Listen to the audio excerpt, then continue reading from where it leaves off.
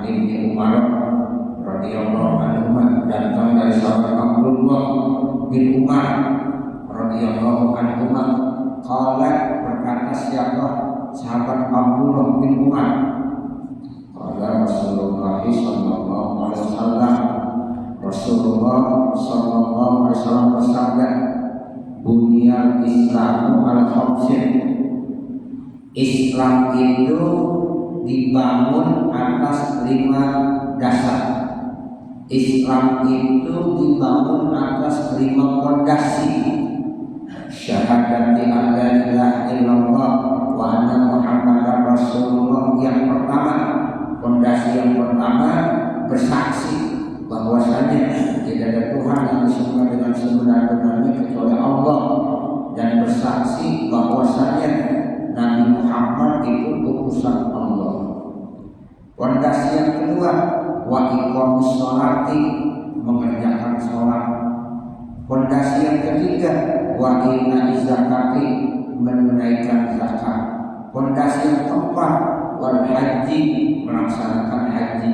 Fondasi yang terakhir, kelima, wasawmi Ramadan, dan berpuasa di bulan Ramadan.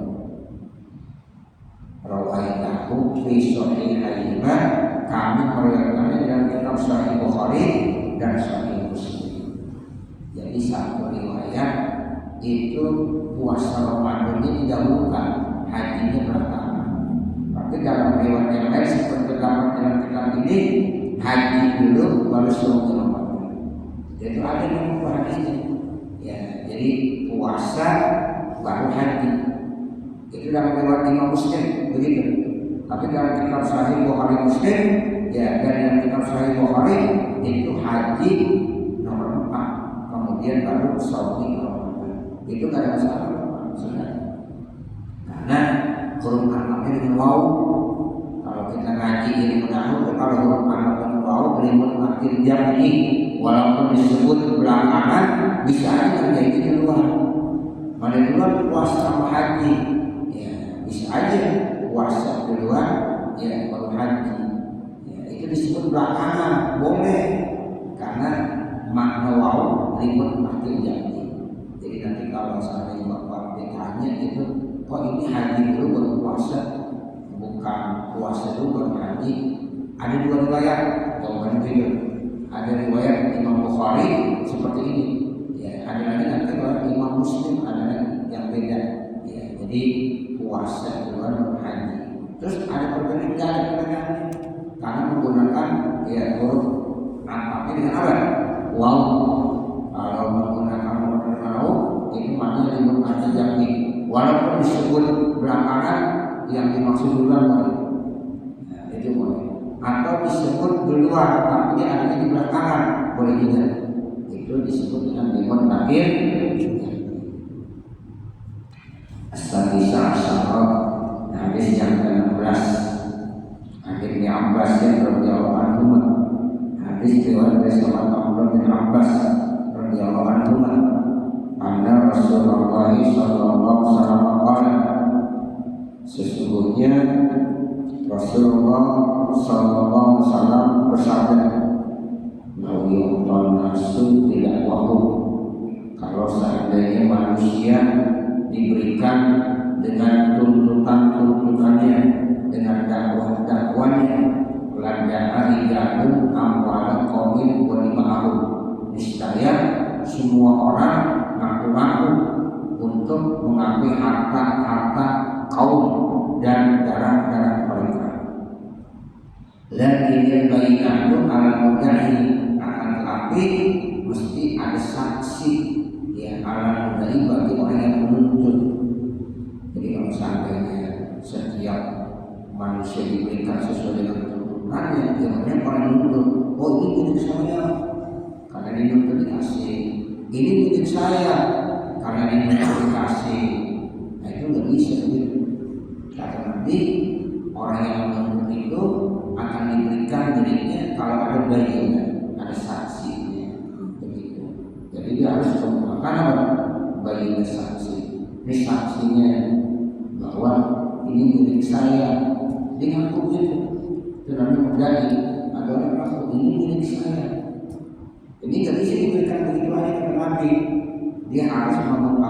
bayinah itu ada saksi, ada saksinya, harus ada orang yang menjadi saksi, begitu ya, baru dia diberikan tuntutannya.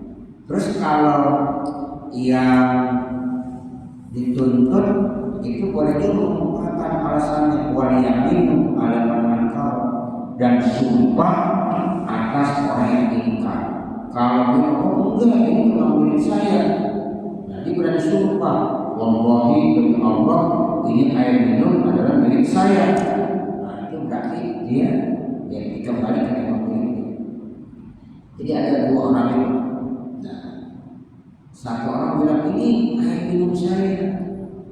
Nah orang ini tidak bisa tuntutnya dikabulkan kecuali dia harus mengemukakan saksi. Bayinya dengan saksi, harus saksi. Saksinya mana? Bahwa ini miliknya. Kalau ada menjadi milik. Kalau ada, nah tergantung yang punya mengiyakan enggak. Kalau ada yang punya iya, oh dia cuma ada saksi silahkan ambil. Tapi kalau diingkar boleh, tapi harus sumpah. Jadi kalau memang benar nanti sumpah. Orang kalau sumpah dibenarkan dulu. Wallahi demi Allah saya misalnya milik bahwa ini milik saya. Kalau seandainya ini bukan milik saya bilang diazab oleh Allah Subhanahu Wa Taala. Nah berarti dimenangkan orang yang sumpah. Ya udah, ini air minum memang milik saya. Nah begitu. Itu dalam hukum. Ya dalam hukum. Jadi ada jalan keluarnya seperti itu.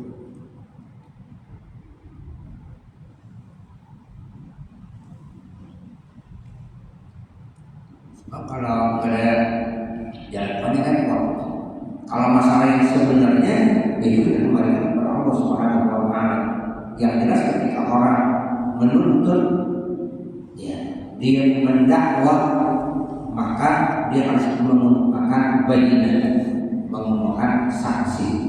Ketika orang yang dituntut itu diingkar, boleh dengan apa?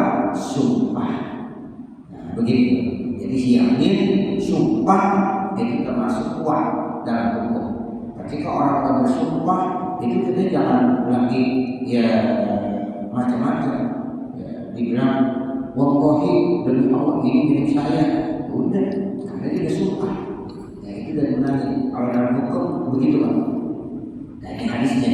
Jadi lalu karena sudah wahum lanja arigan amwal qawmin wa imamahu. Dan ini bagian itu ala mudda'i wal yaminu ala man huwa hasan.